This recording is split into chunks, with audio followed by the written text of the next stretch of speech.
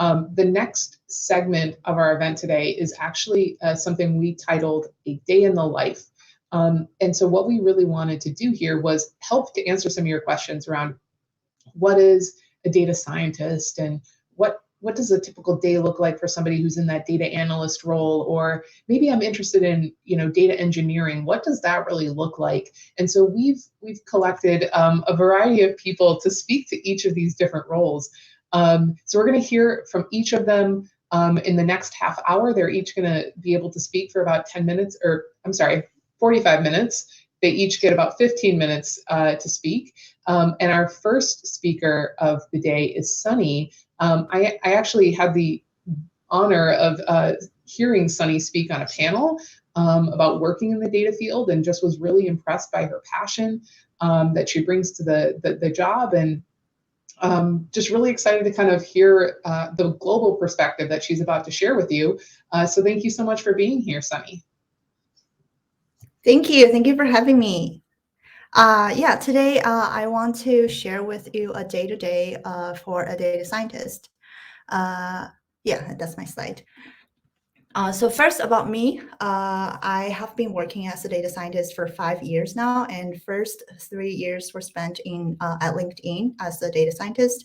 And then for some family reason, I moved back to China 2 years ago and have been working at Kuaishou Technology, which is a short video platform, like another version of TikTok, maybe the domestic version. And for 2 years now. And I heard that we have a wide audience today here. I really want to cover all the questions, so I want to leave a couple minutes in the end for Q&A and just share with you my past experiences, both working in the US and China. So first, what's a data scientist? You can search on Google and get all the formal answers, but I want to put my takeaways here, which is my kind of data scientist philosophy, which is first, problem solver. I believe whatever fancy tools, modelings, or statistical theories you're using, you ultimately are trying to solve a problem. And we are here to support making important and business decisions. And third, the reason I'm highlighting this one, bolding this one, is because this is the value I value the most here, which is scale. I believe that data scientists can scale up solutions. We're not here to just solve one problem. We're here to solve one problem and then scale this up to more scenarios. And then lastly, the ultimate goal of data scientists is to influence people. Yeah. So what's a day-to-day like for a product data scientist? So what I see for data scientist roles, mostly in big tech companies, we divide people into horizontal and vertical. So if you're a vertical data scientist, you're more likely to support a specific product, or it can be a C2C product or a B2B product. And in that vertical role, you're working with your business partners, maybe product managers or other types of managers to work on a specific product. So take LinkedIn as an example. You see different feature development every day on the website, and all little features that you see on the website carry a lot of work behind the scene for data scientists.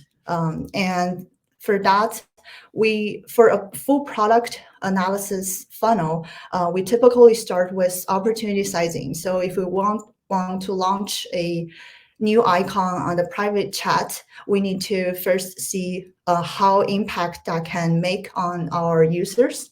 And once we justify that with some, it can be simple analysis or it can be more complex causal analysis, we come up with a measured or expected opportunity sizing. And then we can help design an experiment, which we call A/B test here, to test out that new design to see if that really brings us the uplift that we expected. And then we also sometimes do not a typical product launch analysis, but more like a regular analysis that discovers why our sessions drop, why our metric A dropped, why our metric, how our metric B can cause an increase in our metric C, and kind of finding the relations between the metrics here. And then another 30% of the time are spent on metric building. This time is more like coding or engineering heavy block, I would say. We usually, once we launch that product feature, we have to come up with metrics that we believe can measure the performance of that product feature in the long term. And for that, we need to help launch the metric flow. And this is all the data engineering work behind the scene that helps productionalize the metric production process. And then 40% of time is usually spent in the communications, meetings, daily stand-ups. It may surprise you as a big chunk of our time, but I have to be honest, that's how time is spent, because a lot of this work, the product analysis or new feature launch, involve a lot of parties in the company that are not just in your team. You would work with product managers or data engineers, or let's see, marketing people. So you have to collaborate a lot with people across the teams. And then of course 10% to ad hoc. And then what's a day-to-day for a horizontal data scientist? I have been working as a product data scientist at LinkedIn, and then later in my time there, I moved to a horizontal team, and then now at Question I'm also working in a horizontal team.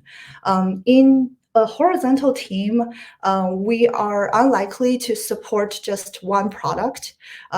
We are more likely to spend our time with problems that would impact multiple pillars in the company, which include experimentation platform, which is all the A/B test analysis we look at in the tech company. We use a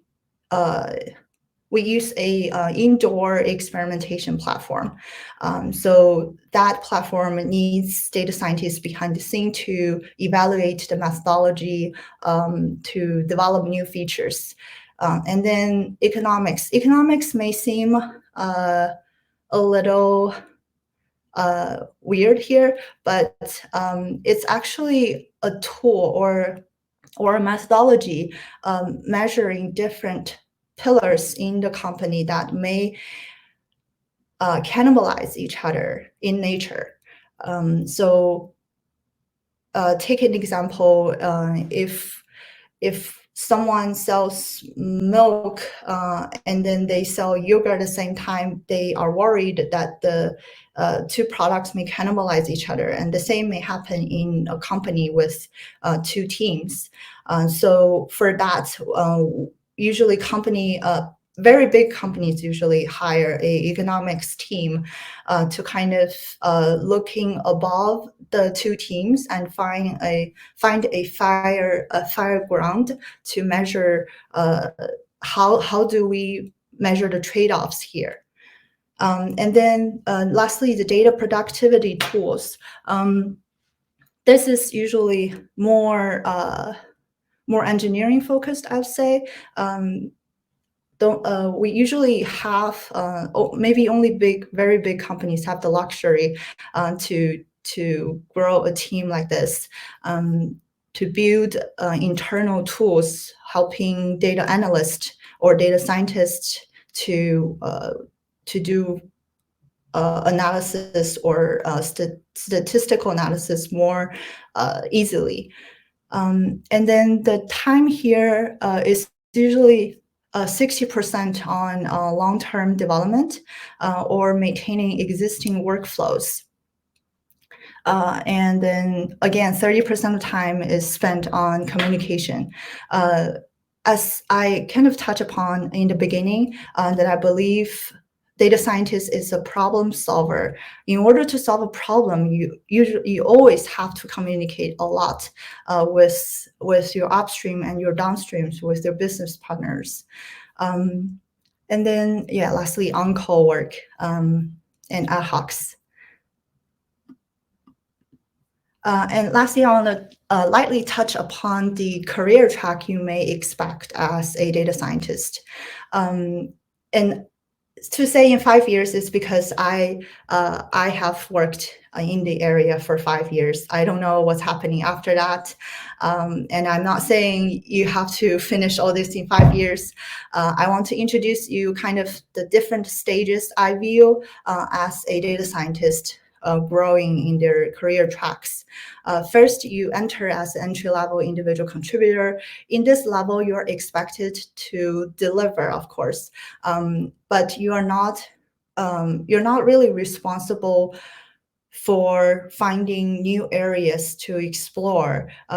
You are usually accompanied by your manager to communicate with your business partners, and then as you work more and collaborate with your business partners more, you may feel more comfortable working alone and taking projects independently. In this stage, you're expected to take your own deadlines. To put it more specific, you have to communicate and manage your business partners' expectations and tell them what it needs to take to finish a certain request.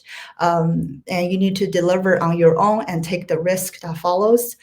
So once you kind of achieve this stage of working status, you're kind of in the senior level. And then once you work in the senior level for about a few years, and then you start to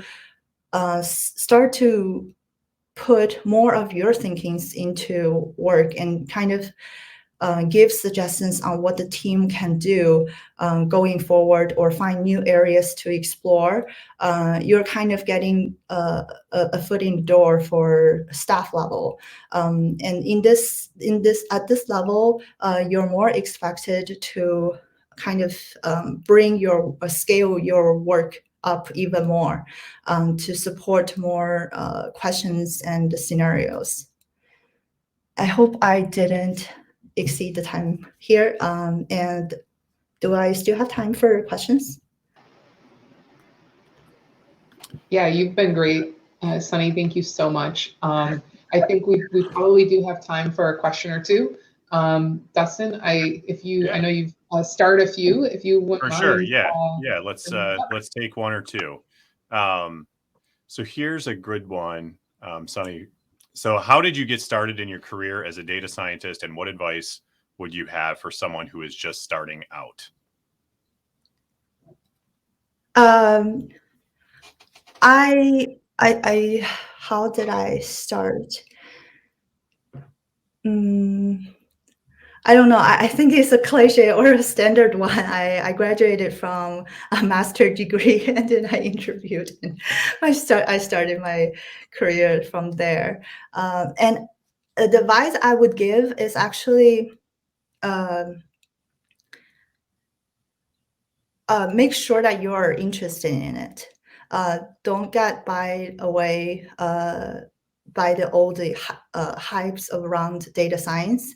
Only if you are really interested in the data and you can't pull yourself for dinner when you trying to train a model, when you really want to tell a story from a problem, a big data set, that's when you know for sure that you won't get dull with data science.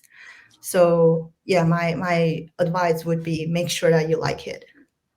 I love that answer. And I think it's really important for participants to, hear kind of the summary of what she said. I mean, the first was she just jumped into it, and I think, you don't have to get too concerned. There's a lot of questions flying about like having all the right skills. And we'll talk about that later in the summit. But, she jumped right in and then she made sure that it was something that she really liked. And I think that if you do really like being in the field, you're going to know it and your work is going to reflect that. Yeah, I think just to chime in, I kind of love the idea that like a good metric of whether you're really passionate about the work is if you can't pull yourself away for dinner. Like I think that's a really good just measuring stick.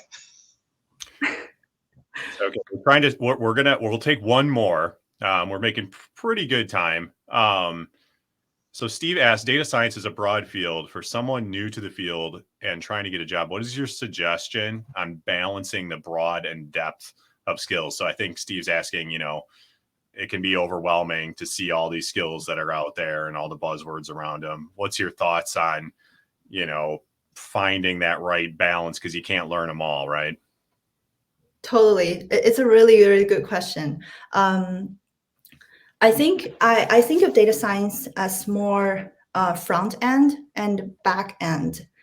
So you can choose between the spectrum. And if you're more front end, you're more working with the people who are working on the products and designing features or launching new features. So in that, you need to move quickly with data. You may not get the luxury of practice all your modeling you learned from school, but you need to really understand what the context is, what the product is about, what's really the business need here. And then going backwards to back end, that's where you get the luxury to do the fancy stuff, building models or fancy analysis, but then you are away from business. If you enjoy that, then that's your position. That's where I find most interesting too. So in that position, you may not feel you always make impact in the business. You may not always find the satisfaction, but you work for a month or so and then build up something that can scale up to the company, and then that can support the people in the company, which I find quite satisfying. Awesome. Thank you so much, Sunny. Again, really appreciate you sharing your time with us. We know it's late where you are, and also there were a lot more questions for you. I'm sorry we couldn't get to all of them, but if you want to study, you're welcome. I'm sure if you want to join the event afterwards, watch the recording and answer some of these, folks I'm sure would love to hear from you. So